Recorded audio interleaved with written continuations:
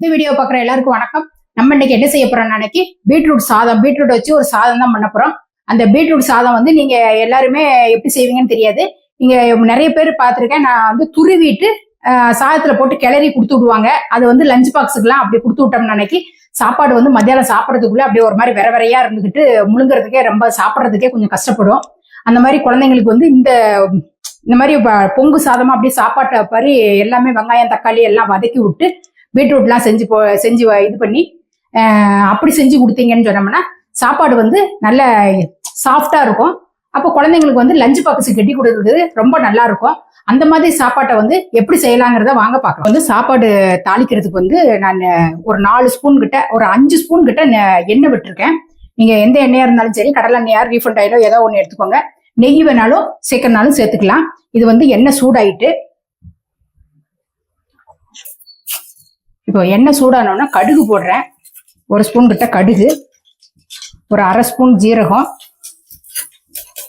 ஒரு 1/2 ஸ்பூன் பெருஞ்சீரகம் போடுறேன். அது நல்லா பொரிஞ்சதுக்கு அப்புறம் ஒரு கொத்து கறிவேப்பிலை, 2 பச்சை மிளகாயை இந்த மாதிரி கீறி வச்சிருக்கேன், அதையும் உள்ள சேர்த்துறேன். இப்போ வந்து நான் ஒரு சின்ன வெங்காயம் தான் எடுத்தேன். ஒரு 3 வெங்காயம் எடுத்திருக்கேன். பெரிய வெங்காயமா இருந்தா 2 வெங்காயம் எடுத்துக்கோங்க. இதை உள்ள சேர்த்து நல்லா வதக்கி விட்டுறலாம்.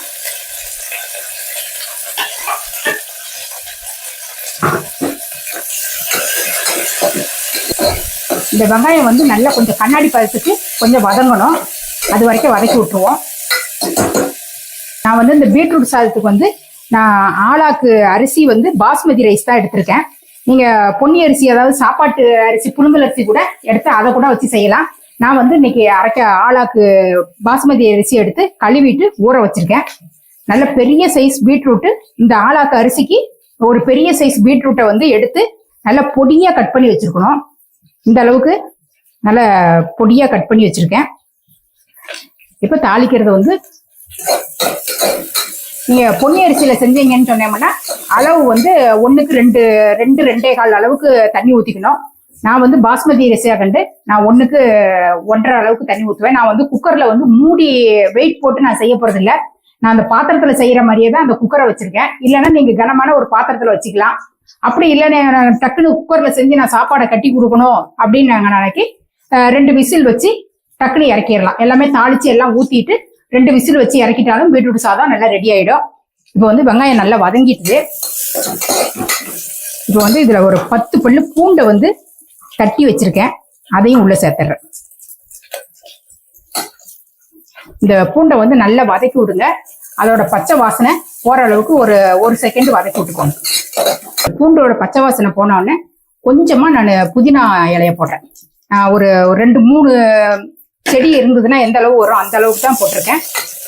நீங்க சாதம் நிறைய செஞ்சீங்கன்னா அதுக்கு தகுந்த மாதிரி புதினா இலைய போட்டுக்கோங்க. இப்போ வந்து இது லேசா வதங்கின உடனே இப்போ தக்காளியும் உள்ள சேர்த்துற போறேன். தக்காளி வந்து நான் பெரிய சைஸ் தக்காளி 2 தக்காளி எடுத்திருக்கேன். சின்ன சைஸா இருந்தா ஒரு 3 தக்காளி எடுத்துக்கோங்க.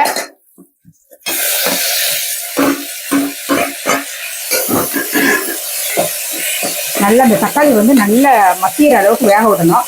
இப்ப தக்காளி மசியதுக்கு கொஞ்சம் உப்பு சேர்த்துடலாம்.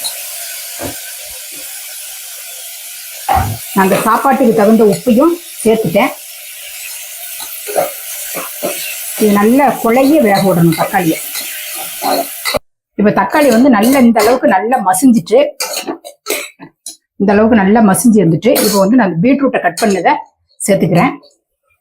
இந்த பீட்ரூட் வந்து நல்லா கொஞ்ச நேரம் எண்ணெயிலேயே கொஞ்ச நேரம் வேகணும். ஒரு 5 நிமிஷம் கிட்ட இப்படியே நல்லா கலந்து விடணும். நீங்க இந்த பீட்ரூட்டை வந்து இந்த அளவுக்கு நைஸா கட் பண்ண முடியல அப்படின்னு நம்ம நினைக்கி கொஞ்சமா தண்ணி விட்டு அந்த இன்னொரு அடுப்புல ஒரு கிணத்துல போட்டு நல்லா வேக வச்சுட்டு அப்படி கூட சேர்க்கறனாலும் சேர்த்துக்கலாம். அந்த தண்ணியை மட்டும் வேஸ்ட் பண்ணாம அந்த அரிசி அளக்கிற தண்ணியோட இந்த தண்ணியும் சேர்த்து இது பண்ணிக்கலாம். நான் வந்து நைஸா வெட்டுறதுனால நான் வெட்டிட்டேன். அதனால இந்த இது எண்ணெயில கொஞ்சம் பாதி வெந்துடும். அடுத்து தண்ணி ஊற்றும் போது பீட்ரூட்டு பாதி வெந்து போயிடும். இப்ப நல்லா ஒரு 5 நிமிஷம் கிட்ட நல்லா வதக்கி விட்டுருவோம். பீட்ரூட் வந்து ஒரு 5 நிமிஷம் நல்லா வதக்கி விட்டுருக்கேன். இந்த அளவுக்கு நல்லா கொஞ்சம் வெந்து வந்திருக்கு. இப்போ வந்து நான் மிளகாத்தூள் எல்லாம் சேர்த்துற போறேன். மிளகாத்தூள், வெறும் மிளகாத்தூள் வந்து நான் 1 டீஸ்பூன் கிட்ட போடுறேன்.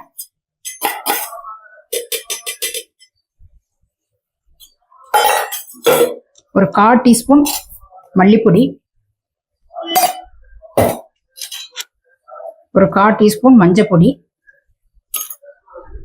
உப்பு வந்து ஏற்கனவே நம்ம தக்காளி வேகும் போதே போட்டுட்டோம். அது வந்து கரெக்டா இருக்கான்னு அப்புறமா செக் பண்ணிட்டு தேவைன்னா போட்டுக்கலாம். இப்போ வந்து லேசா ஒரு பெரட்டு மிளகாத்தூள் எல்லாம் ஒரு பெரட்டி விட்டுட்டேன். இதுல வந்து 1 ஸ்பூன் தயிர் சேர்க்க போறேன். நல்ல கெட்டியான தயிர், நல்ல பெரிய ஸ்பூனால 1 ஸ்பூன் 1.5 ஸ்பூன் கிட்ட விட்டுருக்கேன். இந்த தயிர் வந்து எதுக்கு சேர்க்கிறோம் நம்ம அன்னைக்கு, தயிர் வந்து சாப்பாடு ஆறும் போது இந்த தயிர் சேர்த்தோம் அப்படின்னம்னா அந்த சாதம் வந்து நல்லா சாஃப்டா இருக்கும். அதனால அந்த மத்தியானம் டைம்ல லஞ்சு கொடுத்து விடும் போது சாப்பாடு விரைக்காம அப்படியே நல்லா சாஃப்டா இருக்கிறதுனாலதான் அந்த தயிரை ஊத்துறோம். இதை நல்லா இப்படி ஒரு பெரட்டி விட்டுட்டு இப்போ அதுக்கு தண்ணி சேர்த்துக்கலாம். நான் இது வந்து ஆளாக்கால 1 ஆளாக்கு எடுத்திருந்தேன் இல்லையா, இதால 1.5 ஆளாக்கு தண்ணி ஊத்துறேன். பொன்னி அரிசியா இருந்தா அன்னைக்கு 2 ஆளாக்கு தண்ணி ஊத்திக்கோங்க. இதை நல்லா கலந்து விட்டுட்டு இந்த தண்ணி வந்து இந்த சமயத்துல வந்து உப்பு காரம் எல்லாம் கரெக்டா இருக்கான்னு இந்த தண்ணியை டேஸ்ட் பண்ணி பாத்தீங்கன்னாலே தெரிஞ்சு போயிடும்.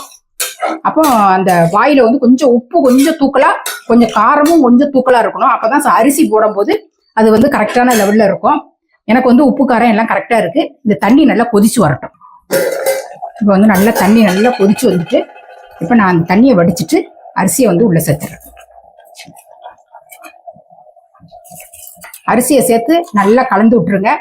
கலந்து விட்டுட்டு இந்த மாதிரி கொஞ்சம் வந்து தண்ணி நல்லா வத்தி வரும்போது ஒரு 2-3 நிமிஷம் கிட்ட நல்லா தட்டை போட்டு மூடி வச்சிருவோம். இந்த தண்ணியும் அரிசியும் ஒரே லெவலா வரும்போது நான் தோசை கல்ல வச்சு தம் போட்டு தான் இது பண்ண போறேன்.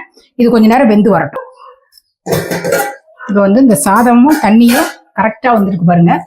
இந்த அளவுக்கு சாதம் அரிசி வந்து மேல தெரியற அளவுக்கு வந்துருச்சு அப்படின்னம்னா இந்த அளவுக்கு தண்ணி இருக்கும்போது இப்ப நான் வந்து பக்கத்திலேயே இது ஒரு பெரட்டி விட்டுறலாம். இதுலயே கொஞ்சமா கொத்தமல்லி சேர்த்துறேன்.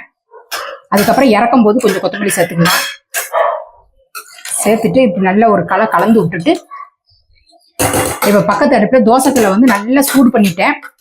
இந்த அளவுக்கு இப்படி பண்ணி வச்சுட்டு நல்ல தோசைக்கல் சூடாயிட்டு இப்போ வந்து நான் அடுப்பை வந்து ஸ்லோ பண்ணிட்டேன். இப்ப இந்த அடுப்புல தூக்கி வச்சுட்டு ஒரு தட்டை போட்டு மூடிடுறேன்.